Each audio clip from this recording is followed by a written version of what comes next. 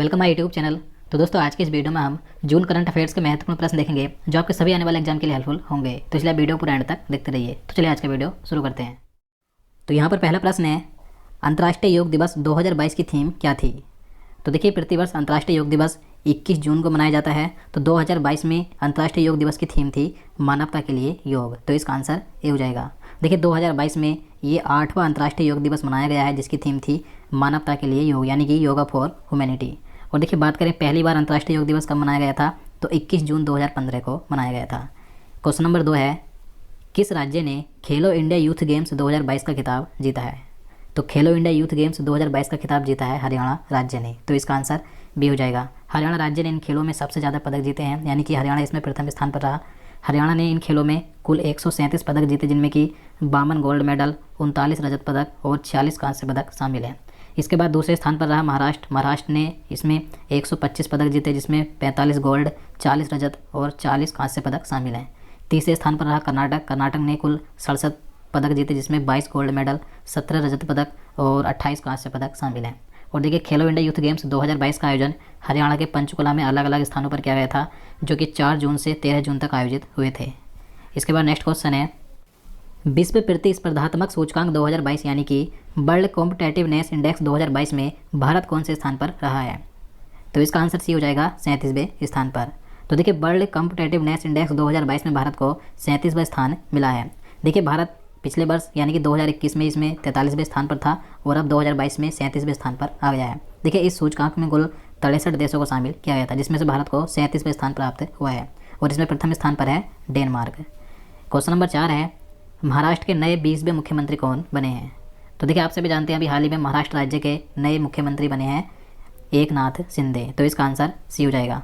देखिए जो यहाँ पर शिवसेना की सरकार थी जिसके मुख्यमंत्री उद्धव ठाकरे थे, तो उनकी सरकार यहाँ पर गिर गई है। उनकी पार्टी के करीब 50 विधायक भारतीय जनता पार्टी में शामिल हो गए, तो उन्हीं में से एक एकनाथ शिंदे को महाराष्ट्र का नया मुख्यमंत्री बनाया गया है। देखिए इन्होंने 30 जून 2022 को नए मुख्यमंत्री के रूप में शपथ ली है। और महाराष्ट्र के राज्यपाल कौन है? तो भगत सिंह कोश्यारी हैं। इसके बाद अगला क्वेश्चन है, फेमिना मिस इंडिया 2022 का खिताब किसने जीता? तो देखिए अभी हाल ही में फेमिना मिस इंडिया 2022 का खिताब जीत लिया है सिनी शेट्टी ने। तो इसका आंसर ये हो जाएगा। देखिए सिनी शेट्टी ये कर्नाटक राज्य की हैं जो कि मिस इंडिया 2022 बनी है। देखिए इनके बाद दूसरे स्थान पर यानी कि पहली रनर अप कौन रही? तो राजस्थान की रूबल शेखावत रही। और तीसरे स्थान पर रही हैं उत्तर प्रदेश की सिनाता चौहान। देखिए 2022 में ये इसका 58वां संस्करण था फेमिना मिस इंडिया का, जिसका ग्रैंड फिनाले 3 जुलाई 2022 को मुंबई के जियो वर्ल्ड कन्वेंशन सेंटर में आयोजित किया गया था। और देखिए इनसे पहले फेमिना मिस इंडिया 2022 कौन बनी थी? तो मानसा वाराणसी बनी थी, जो कि तेलंगाना राज्य की थी। तो याद रखना है कि 2022 में मिस इंडिया कौन बनी है? तो कर्नाटक की सिनी शेट्टी बनी है। इसके बाद अगला क्वेश्चन है, 48वां G7 शिखर सम्मेलन 2022 कहाँ आयोजित हुआ? तो इसका आंसर बी हो जाएगा, जर्मनी में। तो देखिए 2022 में 48वां G7 शिखर सम्मेलन 26 जून से 28 जून तक जर्मनी के बावेरियन आल्प्स के लॉस एल्मो में आयोजित किया गया था। अब देखिए किसके द्वारा प्रस्तुत किया गया था? तो जर्मन चांसलर ओलाफ स्कोल्जो के द्वारा ये प्रस्तुत किया गया था। और इस समय जर्मनी के राष्ट्रपति हैं फ्रैंक वाल्टर स्टाइनमायर। देखिए G7 की बात करें तो इसमें कौन कौन से देश शामिल हैं? Canada, France, Germany, Italy, Japan, United kingdom और संयुक्त राज्य अमेरिका। और देखिए इसी के साथ G7 शिखर सम्मेलन में यूरोपीय संघ भी प्रतिनिधित्व करता है। और 2022 में इस G7 शिखर सम्मेलन में भारत के प्रधानमंत्री नरेंद्र मोदी जी को भी आमंत्रित किया गया था। तो याद रखना है। क्वेश्चन नंबर 7 है, आईबी का नया निदेशक किसे नियुक्त किया गया है? तो देखिए अभी हाल ही में आईबी यानी कि इंटेलिजेंस ब्यूरो के नए निदेशक बने हैं तपन कुमार डेका। तो इसका आंसर ए हो जाएगा। देखिए तपन कुमार डेका ने अरविंद कुमार का स्थान लिया है। इसके बाद क्वेश्चन नंबर 8 है, ग्लोबल लिवेबिलिटी इंडेक्स 2022 में प्रथम स्थान पर कौन सा शहर है? तो इसका आंसर डी हो जाएगा, तेहरान शहर। देखिए तेहरान शहर ये ईरान का शहर है जो कि ग्लोबल लिवेबिलिटी इंडेक्स 2022 में प्रथम स्थान पर है। यानी कि दुनिया में सबसे अधिक रहने योग्य शहर कौन सा है? तो ईरान का तेहरान शहर ये प्रथम स्थान पर है। देखिए इस इंडेक्स को इकोनॉमिस्ट इंटेलिजेंस यूनिट द्वारा जारी किया गया था, जिसमें दुनिया भर के 173 शहरों को शामिल किया गया था। तो देखिए इस इंडेक्स में नई दिल्ली को 112वें स्थान पर रखा गया है और मुंबई को 117वें स्थान पर रखा गया है। इसके बाद अगला क्वेश्चन है, विश्व निवेश रिपोर्ट 2022 में भारत कौन से स्थान पर रहा है? तो इसका आंसर भी हो जाएगा 7वें स्थान पर। तो देखिए अभी हाल ही में अंक डाट ने यानी कि व्यापार एवं विकास पर संयुक्त राष्ट्र सम्मेलन ने विश्व निवेश रिपोर्ट 2022 जारी की गई थी, जिसमें भारत को प्रत्यक्ष विदेशी निवेश में 7वें स्थान पर रखा गया है और इसमें प्रथम स्थान पर है संयुक्त राज्य अमेरिका। इसके बाद अगला क्वेश्चन है, फीफा अंडर 17 महिला विश्व कप 2022 का आयोजन किस देश में होगा? तो देखिए फीफा अंडर 17 महिला विश्व कप 2022 का आयोजन भारत में किया जाएगा। तो इसका आंसर डी हो जाएगा। देखिए इसका आयोजन भारत में 11 अक्टूबर से 30 अक्टूबर तक होगा। और इसी के साथ बता दूं फीफा वर्ल्ड कप 2022 का आयोजन कतर में होना है 21 नवंबर से 18 दिसंबर तक। तो याद रखना है। इसके बाद अगला क्वेश्चन है, महात्मा गांधी राष्ट्रीय ग्रामीण रोजगार गारंटी योजना यानी कि मनरेगा के तहत लोकपाल के रूप में किसे नियुक्त किया गया है? तो इसका आंसर डी हो जाएगा NJ ओझा को। तो देखिए अभी हाल ही में मनरेगा के नए लोकपाल बने हैं NJ ओझा। देखिए बात करें मनरेगा की तो इसे 2 फरवरी 2006 को शुरू किया गया था। देखिए पहले इसका नाम नरेगा था यानी कि राष्ट्रीय ग्रामीण रोजगार गारंटी अधिनियम था, लेकिन 2 अक्टूबर 2009 को इसका नाम बदलकर मनरेगा यानी कि महात्मा गांधी राष्ट्रीय ग्रामीण रोजगार गारंटी अधिनियम कर दिया गया था। तो याद रखना है। इसके बाद अगला क्वेश्चन है, किस देश ने चांद का विश्व का सबसे विस्तृत नक्शा जारी किया है? तो इसका आंसर सी हो जाएगा चीन ने। तो देखिए अभी हाल ही में चीन देश ने चंद्रमा का एक सबसे अच्छा अब तक का विस्तृत नक्शा जारी किया है। देखिए इससे पहले अमेरिका ने 2020 में चंद्रमा का नक्शा जारी किया था, लेकिन उससे भी अच्छा चंद्रमा की सतह का और भी बारीकी से विवरण अब चीन ने किया है। तो अब तक का सबसे अच्छा चंद्रमा का नक्शा यानी कि मैप किसने जारी किया है? चीन देश ने।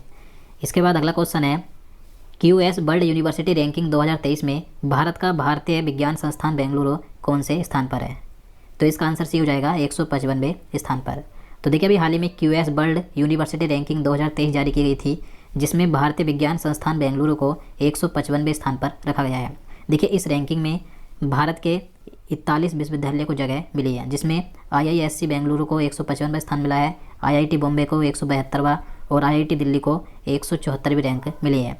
और इसमें प्रथम स्थान पर है अमेरिका का मैसाचुसेट्स इंस्टीट्यूट ऑफ टेक्नोलॉजी। तो याद रखना है।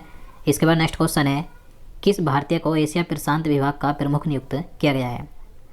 तो इसका आंसर ए हो जाएगा कृष्णा श्रीनिवासन को। तो देखिए अभी हाल ही में अंतर्राष्ट्रीय मुद्रा कोष की जो प्रबंध निदेशक हैं क्रिस्टालिना जॉर्जीवा, तो इन्होंने 22 जून 2022 को भारतीय कृष्णा श्रीनिवासन को एशिया और प्रशांत विभाग का प्रमुख नियुक्त किया है। देखिए इन्होंने चांग योंग री का स्थान लिया है। इसके बाद क्वेश्चन नंबर 15 है, भारत किस वर्ष पहला मानव अंतरिक्ष मिशन गगनयान और साथ ही पहला मानव महासागर मिशन लॉन्च करने की घोषणा की है? तो इसका आंसर भी हो जाएगा 2023 में।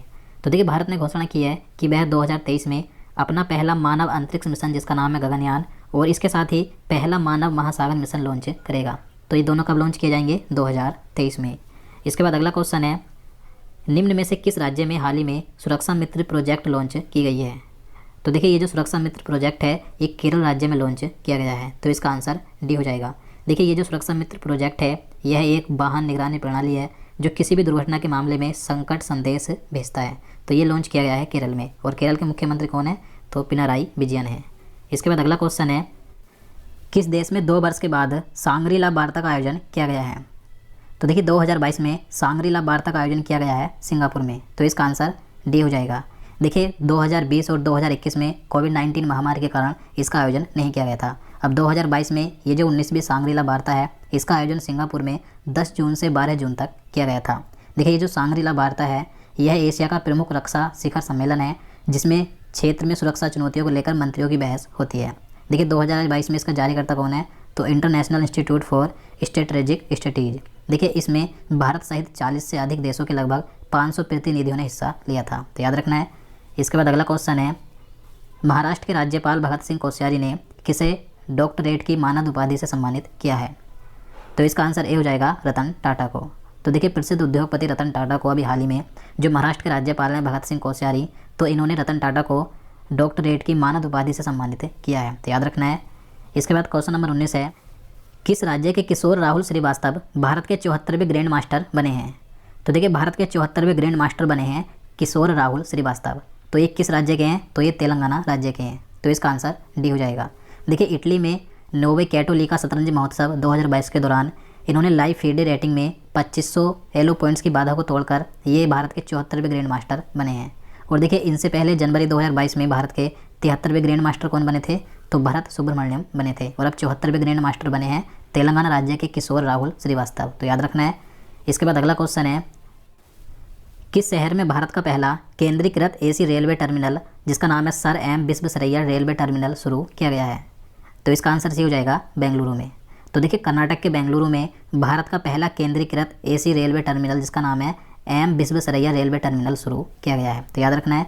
इसके बाद क्वेश्चन नंबर 21 है, किस शहर में भारत की पहली डिस्प्ले फैब्रिकेशन यूनिट स्थापित की जाएगी? तो भारत की पहली डिस्प्ले फैब्रिकेशन यूनिट स्थापित की जाएगी हैदराबाद शहर में। तो इसका आंसर डी हो जाएगा। देखिए, इस यूनिट को 24,000 करोड़ रुपए के निवेश से स्थापित किया जाएगा। तो दोस्तों आज के लिए इतना ही। अब चलिए आज का क्वेश्चन देख लेते हैं, जिसका आंसर आपको नीचे कमेंट बॉक्स में बताना है। तो आज का प्रश्न है, 15 मई 2022 को किसने त्रिपुरा के नए मुख्यमंत्री के रूप में शपथ ग्रहण किया है? तो इसका आंसर आपको नीचे कमेंट बॉक्स में बताना है कि अभी हाल ही में त्रिपुरा के नए मुख्यमंत्री कौन बने हैं।